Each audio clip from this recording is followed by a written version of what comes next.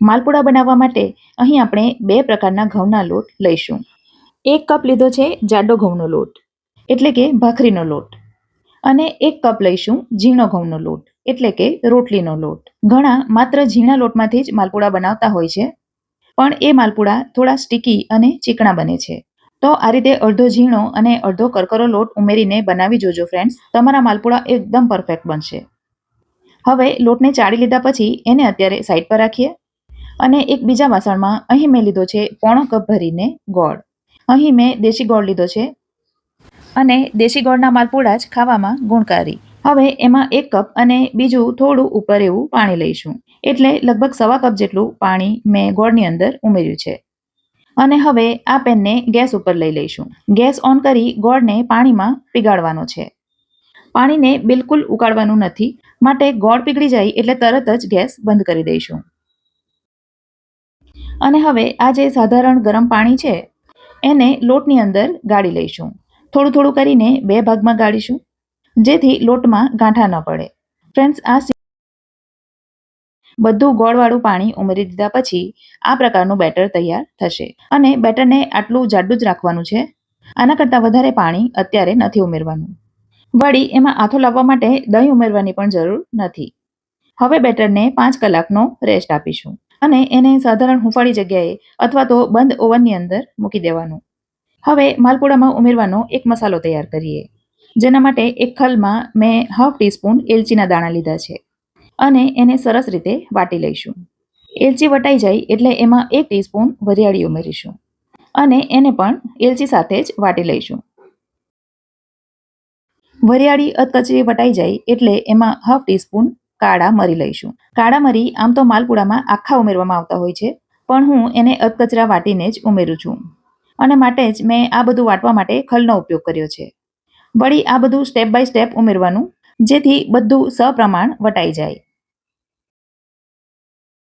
તો આ પ્રકારનો અધકચરો પાવડર તૈયાર થશે. હવે આ તરફ 5 કલાક થઈ ગયા છે અને માલપુડાનું બેટર પણ આથો આવીને તૈયાર થઈ ગયું છે. ઈદડા ઢોકળાના બેટર જેવી જાળી અહીંયા નહીં પડે, પણ એમાં થોડા થોડા એર બબલ્સ હોય છે, જે માલપુડા બનાવવા માટે પરફેક્ટ છે. પણ આ બેટર હજી ઘટ્ટ છે, તો હવે આપણે એમાં પાણી ઉમેરીશું. તો પહેલાં મેં અડધો કપ પાણી ઉમેર્યું અને ફરી પાછું હવે 5 કપ જેટલું પાણી ઉમેરીશું અને ત્યાર પછી બરાબર મિક્સ કરીશું. એટલે હવે આ બેટર પરફેક્ટ રીતે તૈયાર થઈ ગયું છે. ચમચાની પાછળ આ પ્રકારનું પાતળું કોટિંગ આવે છે, એટલે બેટરની કન્સિસ્ટન્સી હવે બરાબર થઈ ગઈ છે. વળી આ પ્રકારની પોરિંગ કન્સિસ્ટન્સી બેટરની હોવી જોઈએ. હવે એમાં 3 ટીસ્પૂન ભરીને તેલ ઉમેરીશું. તેલ ઉમેરવાથી માલપુડા ચવડ નહીં થાય. ત્યાર પછી એલચી, વરિયાળી અને મરીવાળો મસાલો અંદર ઉમેરી દઈશું અને બધું બરાબર મિક્સ કરી દઈશું. એટલે હવે આ બેટર માલપુડા બનાવવા માટે તૈયાર છે. મિક્સ કરતી વખતે સરસ રીતે ફેંટવાનું અને એક જ ડિરેક્શનમાં ફેંટવાનું. હવે એને તળવા માટે એક ફ્લેટ પેનમાં તેલ લઈ લઈશું. વધારે પડતું તેલ લેવાની જરૂર નથી, અડધા ઇંચ કરતાં પણ ઓછું એવું તેલ લેવાનું. ત્યાર પછી માલપુડાના બેટરને એક ગ્લાસમાં લઈ લઈશું, જેથી પૂડાને રેડવાની સરળતા રહે. વળી માલપુડા ઉતારવા માટે અહીં મેં 2 ઝારા અને 1 ચીપિયો લીધો છે.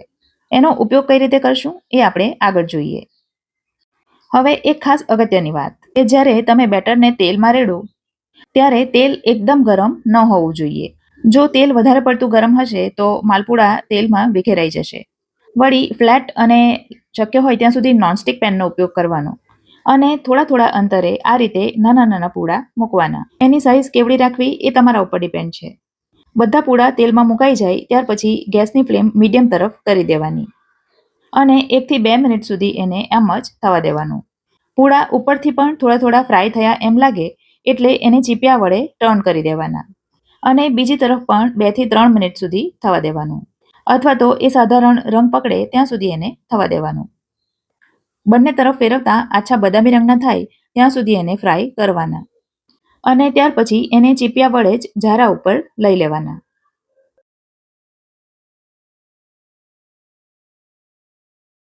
અને બીજો ઝારો લઈ એને બંને ઝારા વચ્ચે સરસ રીતે દબાવી દેવાના, જેથી જે વધારાનું તેલ હોય એ નીકળી જાય.